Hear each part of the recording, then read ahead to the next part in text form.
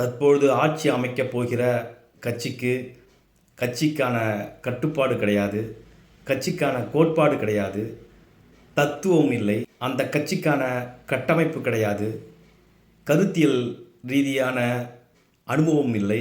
தமிழ்நாட்டு மக்களை சந்தித்து விஜயின் ஷூ கூட தமிழ்நாட்டு மண்ணில் படவில்லை. மக்களோடு மக்களாக சேர்ந்து போராட்ட களத்தில் மக்களின் வியர்வை அவர் மீது பட்டதில்லை.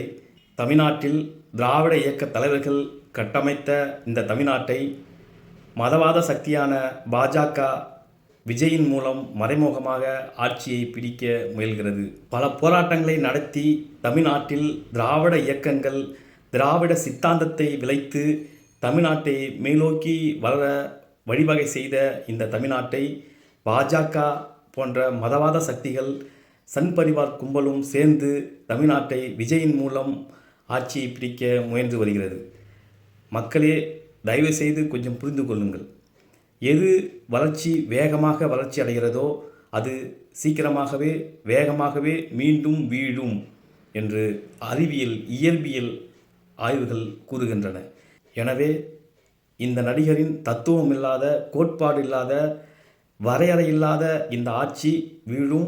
மீண்டும் தமிழ்நாட்டில் திராவிட முன்னேற்ற கழக ஆட்சி எழும்.